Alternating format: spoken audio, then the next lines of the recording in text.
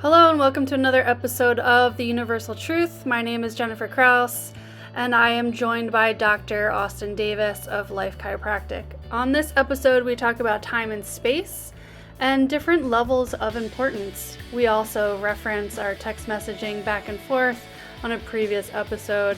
See what happens.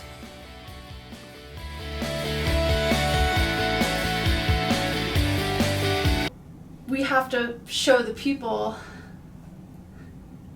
text messages. Oh. Okay. Right. Okay. I think we should just talk. Let's talk. Well, you were partially right on the text messages. Wait, okay. I'm partially wrong. Welcome to another episode of The Universal Truth. I am Jenifer Krause. I'm Dr. Austin Davis. And the first thing I want to talk about is on the last episode where I had said that I sent you a web link and you said you would watch it. Yes. Okay. And the verdict is... You did send me a link. I did send you a link. And... Yes. Yes. You did send a link. And I said that... First of all, thank you for allowing me to be totally truthful and honest with you and say the thing that... I forget how I worded it.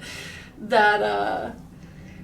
because it didn't upset me, but like, I don't know what the right word is.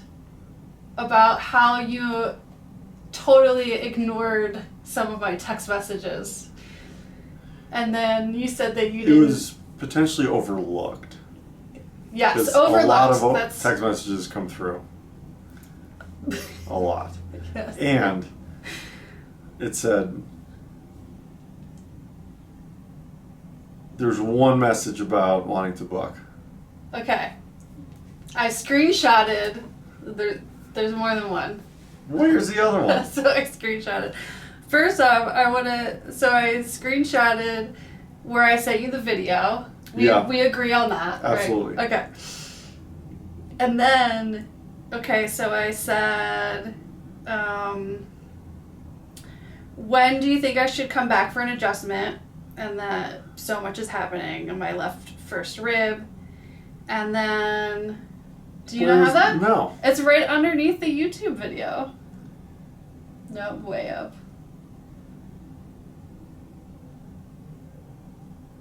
Yours, look, wait a minute.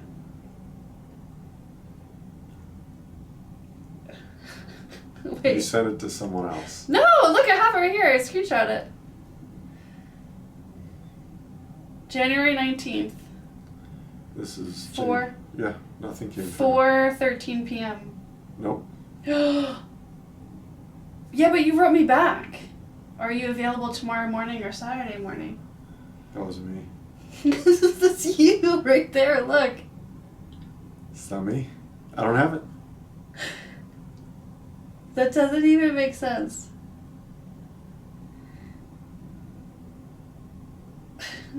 Wait,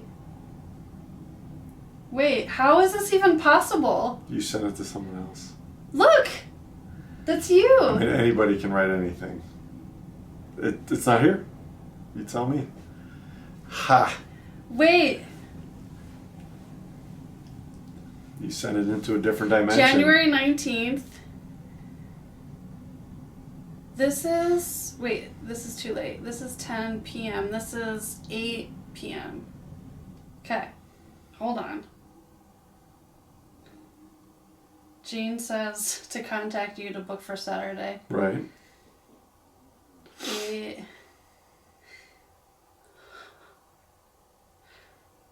There it is.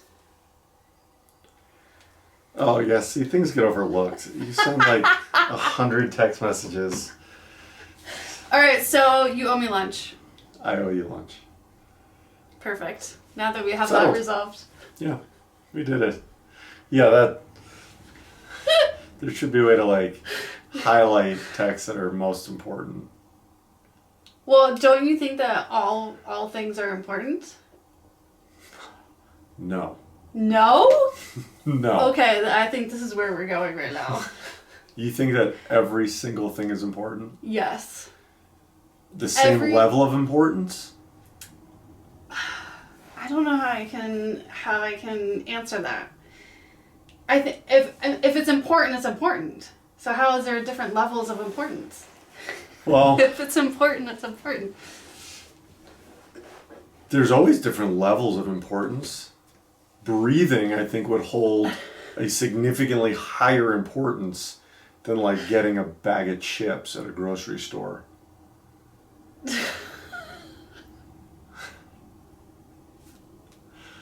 I don't even know what's going on right now.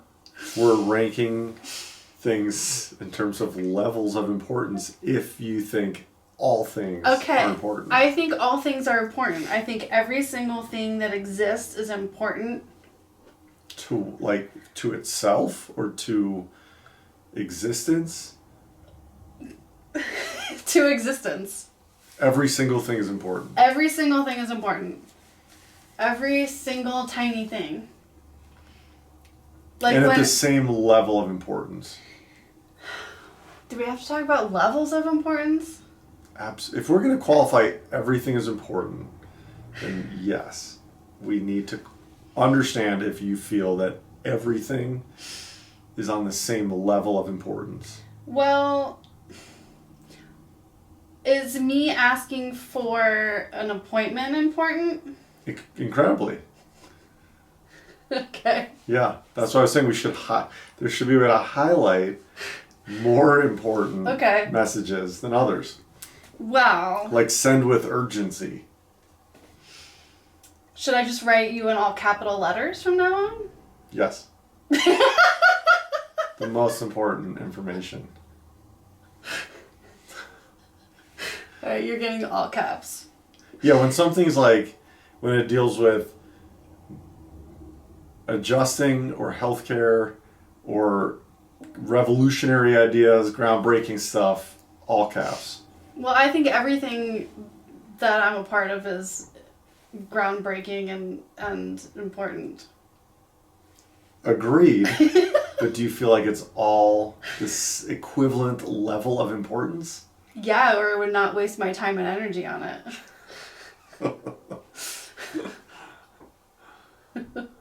Okay. You know what I mean?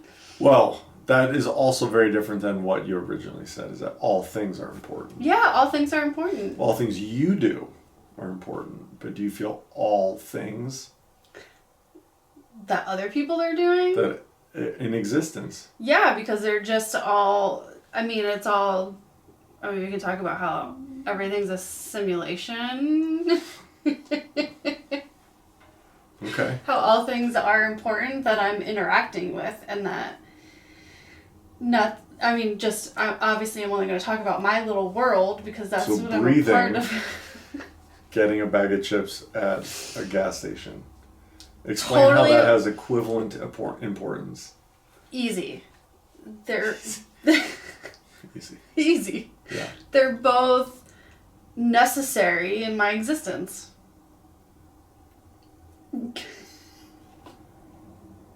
If I want a bag of chips, that means like I need to have a bag of chips. Breathing, Then how do you explain or justify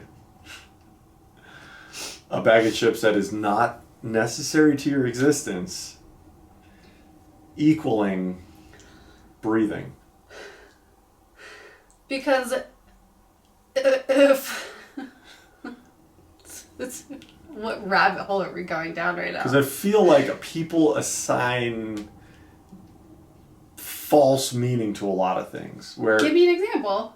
To justify their actions. That if I'm doing it, it means that it's the most important thing that needs to be done on a given day at a given time. And if I'm doing it, it's because it's important and I have to do it.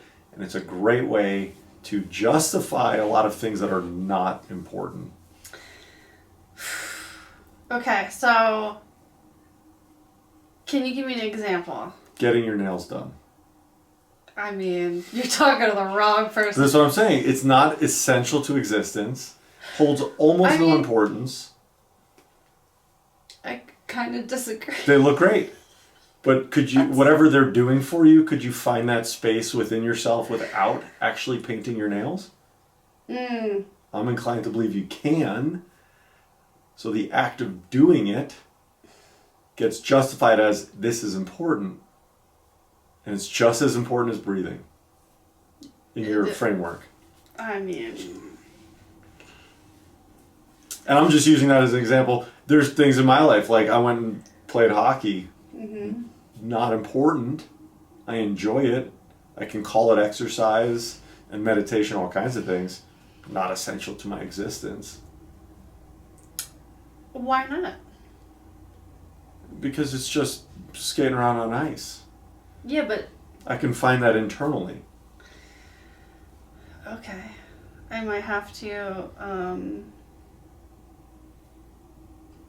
This is interesting because I got here and like doing what I do, right, for a living of being a psychic and like tapping into energy by understanding the value and importance of every tiny little thing.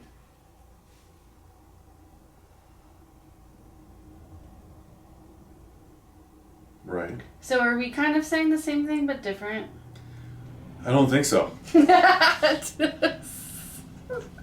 But I'd like you to explain how... So you said you got to where you are and what you're doing by viewing all things as important? Yeah. And understanding the equation of the universe that every little number and letter has a value. So we're talking about levels of importance. But it's all important. We can agree on that. Okay. There's like butterfly theory type stuff where... Oh, for sure. Right. But now we're talking about levels of importance. Okay. So you had said previously yes, that all things are equally important. Equally important. Do you want to retract that? I will say that... 'Cause you literally just brought up numeric values for things, which would indicate that there is a hierarchy or a levels type framework of importance. Well, I'm definitely not going to argue with math, so I agree with you. Oh, yes. Excellent. Yes. That's probably the most important thing in the levels. So I'm just going to speak to you in all caps and mathematical equations. All caps when it's a higher level of importance.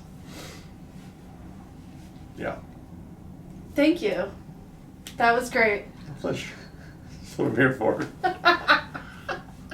Yeah. Sometimes I like to, I don't want to say I like to argue, but I like to almost play the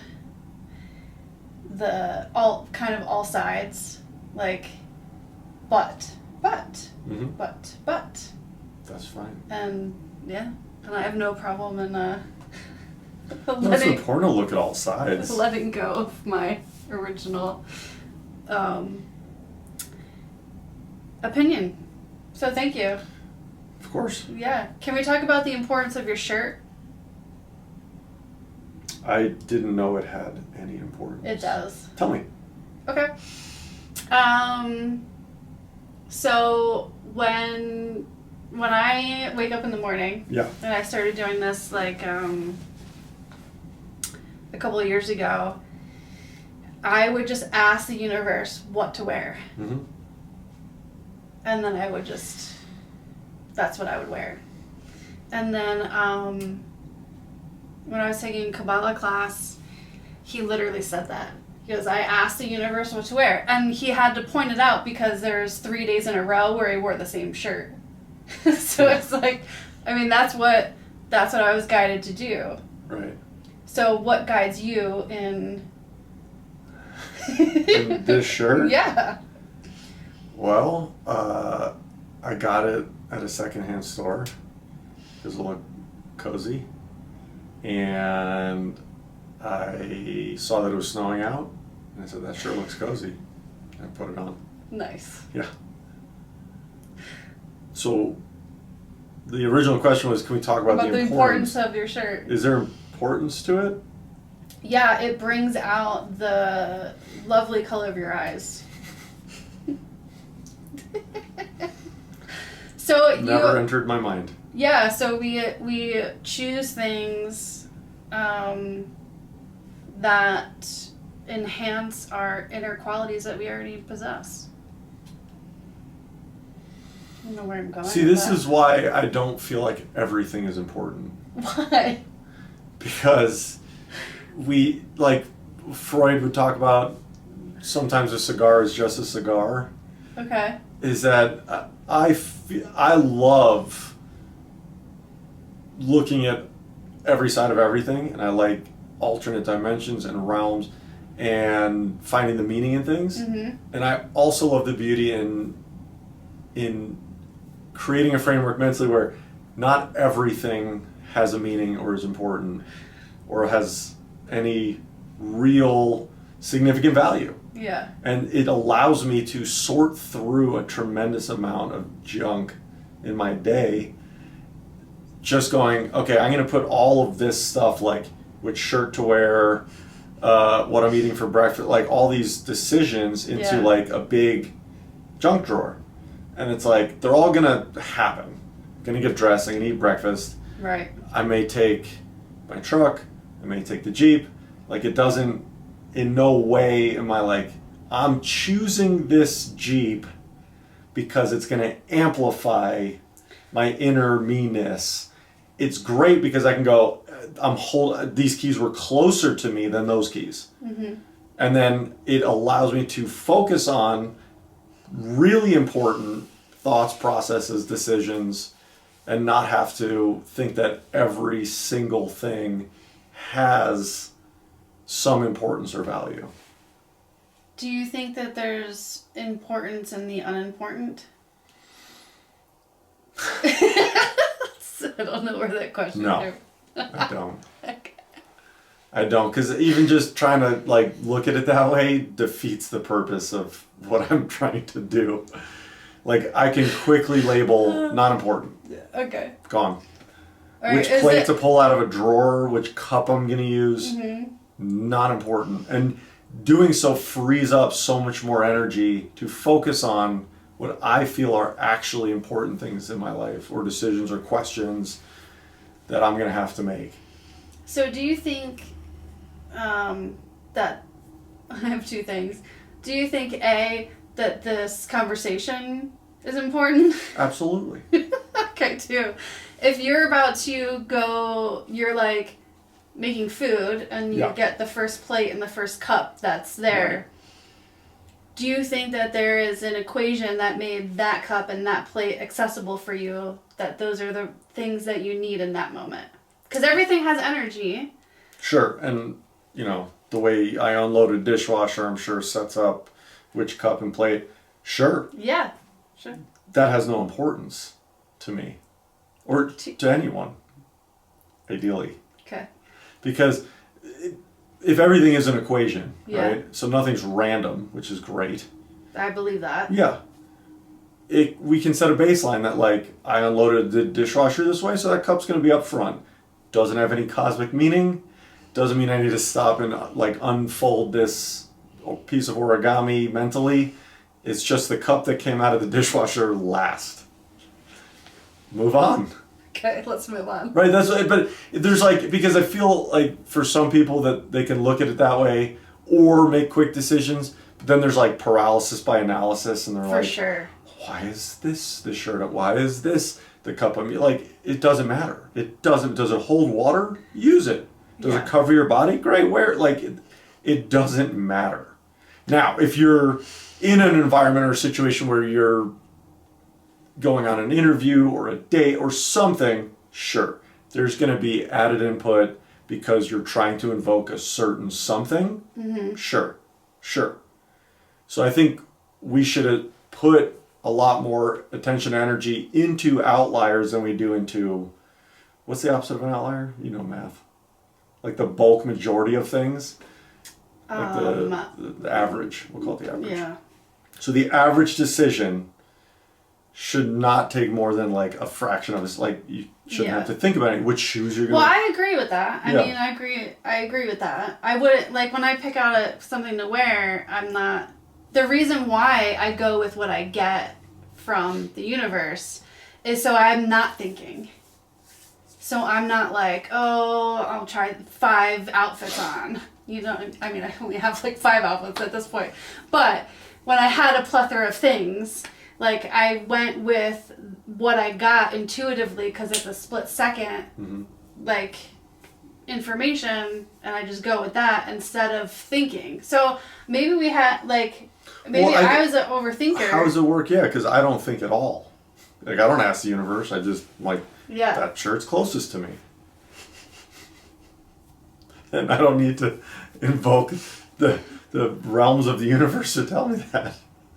That's the closest one. I needed something with long sleeves. This is interesting because I feel like I go off of what I'm feeling, which is like, exactly what I'm talking about. yeah, I just don't ask. it's interesting. 'Cause I think the more you ask and think, the higher the likelihood of overthinking. Well, yeah, but I think that I feel. Right. I think and I feel. Oh my god. Okay. Yeah. Where are we I going focus now? on the outliers. Yeah. Oh, speaking of, because you said it in a blink of an eye, and I read the book The Outliers, which is great. It's a good one. Did you read Blank? I read all of his books except for the last whatever one. Yeah. So like. David You and know- Goliath. Was that his last? Oh, No, there's like another one. Oh, that was I think the last one I read. Yeah. We're talking about Malcolm Gladwell. Yeah, there's another one that I just remember the cover, what it looks like. Also, can we talk about that where people say like don't judge a book by its cover? Right? But that's all I did. If I didn't like the cover, Mm-hmm. I wouldn't buy it. Like I was, because I'm a visual person, so. That's how I choose wine. By the label. But me too. Yeah. It has to be nice. It can't My be accountant violent. sends me a really good wine that for years I just put on a shelf because the label is so, it looks like really generic, like glossy. I'm like, I go, it's a nice gesture, thank you. And Yeah. one day I looked it up and I was like, oh shit, this is really good wine.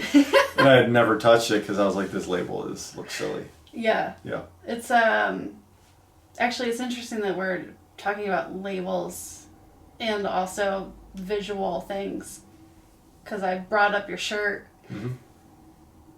So what if your shirt was like, what if you had a shirt that was like not, that you didn't like?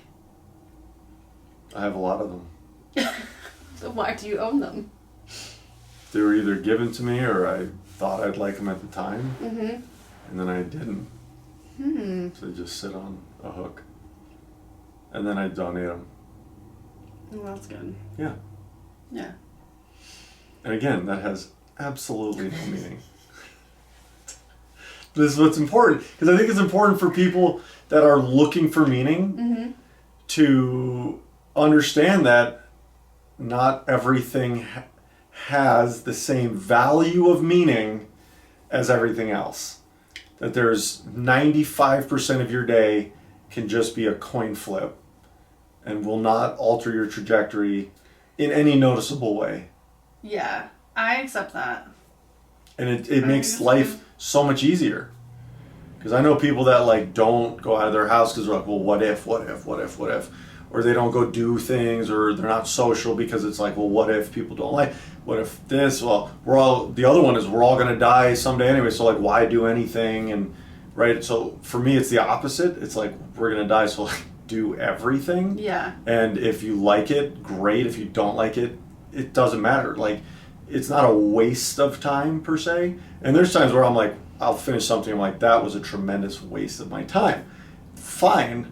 Really? Oh yeah. But it's not like this major, like, did I offset my life trajectory by spending an afternoon doing X. It's just like, to me, that there's so much more going on in our community, cosmic, just we're such a blip on the radar that like what we feel has this tremendous importance often is so insignificant. Yeah. In a positive way. I mean, it's a great thing because it allows me to just release so much stuff instantly. Like, I know people that beat themselves up for bad decisions, which are non-harmful bad decisions they made years ago. Yeah. And they're still talking about it, they're still on it. But it holds no real weight or value other than they've adapted that to like part of who they are. And they either don't know who they are without it or have some kind of self-value thing where they feel the need to beat themselves up or whatever. When really it could just be oh, that sucked, and like on to the next. Yeah. Yeah. Even with relationships, with everything, you can pretty much boil it down to like, okay, well, next. Yeah. And, speaking of coin toss and bringing it to relationships, I did a couple of years ago. I went out on a date and we had a lovely time, and I wrote about this in one of my books. He asked if I wanted to come over and have a drink after dinner, and I flipped a coin. In front of him? Yeah. Yeah. I was like, I'm gonna flip a coin. Heads, yes. Tails, no, or whatever it was, and I went back to his place and had a drink, and I was actually, it was part of an experiment of like just trusting the universe, of seeing what was going to happen and seeing if I could change the energy of something, which I did end up doing, but I looked back and I'm like, I could have just made the decision no. Right. And then I wouldn't have spent all that time and effort but I did learn very valuable lessons, so it wasn't a waste of time. I don't think there is such a thing as wasting time. I mean, I did experience that. I felt like I did that in a relationship before. I was like, man, that was so much time that I wasted. But in reality, I believe that it wasn't a waste, that I asked for that and experienced that for a reason. Sure. Yeah. I absolutely believe in wasted time. If you know there's something better for you in your environment, your health, your mental health, your emotional health, if you know there's better options. I didn't know. That's a thing.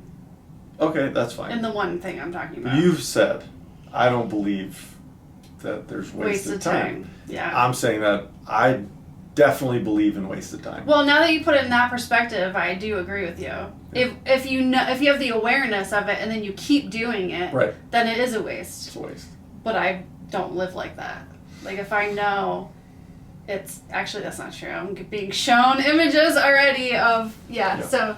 There's no one. I don't know anyone who makes every decision immediately that is best for them. As it becomes aware to them. I don't know anyone who does that. Notice? No. Yeah. Because again, we're humans.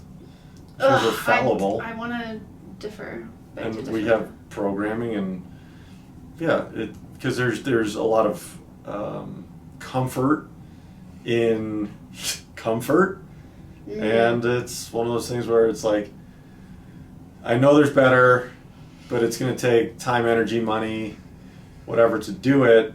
I'll just sort of stay here for another 6 months, and then it becomes a year, and it's 2 years, 5 years, and then because it just compounds on itself. And so there's definitely a waste of time, and there's definitely ways around it, but it's challenging and uncomfortable and difficult.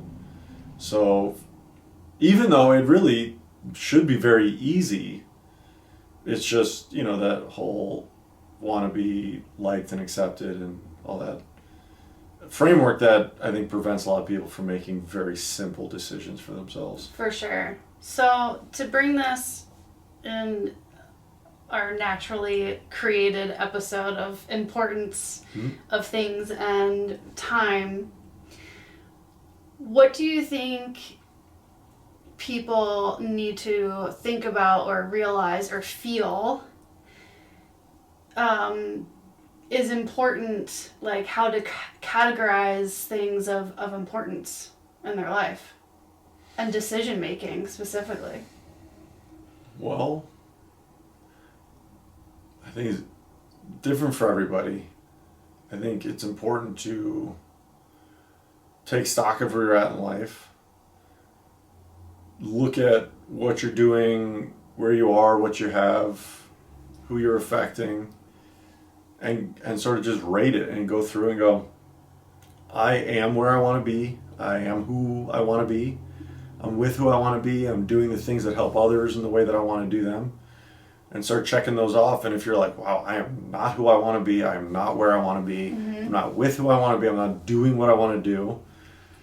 Those should rise to the surface because that's how you interact with the world in terms of your mental, emotional, spiritual capacity, and pick the one that you feel is the biggest thorn in your side, the one that you're most embarrassed about or most depressed about or something, and work on that first. But people are filled with excuses for not making the decisions. Right. Wasn't your question, how should they prescribe value? Yeah. Yeah, so that's what I answered. Okay. They should take stock of their life situation. Yeah. And then I agree with you. Yeah. But like... Oh, are you saying how to get over excuses? Yeah. Yeah, there's no answer for that. Because it's not my decision, right? It's that person's decision. So, yeah. I mean, you could create a guidebook or framework or kick them in the pants or whatever. Well, usually it comes from fear, right? People are afraid of... Yeah, so I suppose outside of them making their own decision is creating a safe environment where they feel like they can make changes. Ooh, that's good. And yeah, yeah. Maybe, and just accountability if they ask for it. Or offering accountability. Yeah. Would probably be... That's what we try to create at the office here, is just a safe space where people can make changes. And which, there's by no the judgment way... about changes. Yeah, which, by the way... yesterday, thank you for allowing me to have space in here while you worked on me and providing that safe space. That is... Dr. Austin worked on me, and then I asked, obviously my body was still processing some things, and it needed a little bit of time to fully kind of release in my nervous system, and you had 2 other patients waiting, right. And you allowed me, instead of pushing me, right, and just keep going, like you allowed me to have that safe space, which I have to say, unfortunately, is pretty rare in my experience. Right. That because people are always focused on time and money, and that time equals money, that it really, in my opinion, fucks up everything. Sure. Because, it is priceless to allow time and a safe space for someone, because for me, I've had a dramatic shift since meeting you, and period, life-changing, exclamation point, Right. which you can't put money on, and I'm gonna get a little emotional, because only like special people can do that and allow that to happen. So thank you for that safe space. And I forget why I started talking. Oh, because you said creating the safe space here for people to make changes. To make changes, yeah. Right. Well, You're welcome. Yeah, that's all I have to say. Thank you for recognizing that. Yeah, that's what we've always tried to create. Because the medical model's not that at all. And most modern healthcare isn't that at all. And unfortunately, even a lot of alternative or holistic healthcares, based on who the person is, aren't that at all. So, yeah, I hope all of chiropractic is like that. I don't know. But it's what we've created in the office for our patients. Yeah. That also reminds me, I mean, should we be timing how long we're talking? Because we could just keep going. Mm-hmm. We should be timing it, because I haven't timed it. Yeah, keep them short and snappy. So, it reminds me of, I mean, we're talking about importance and time and the medical field as well. I told you the other day how I would take my kids 2.5 hours one way for a pediatrician because we were experiencing such a, in my opinion, betrayal by the care that they were receiving, that I searched out one that was important and made us feel like we were worthy, right?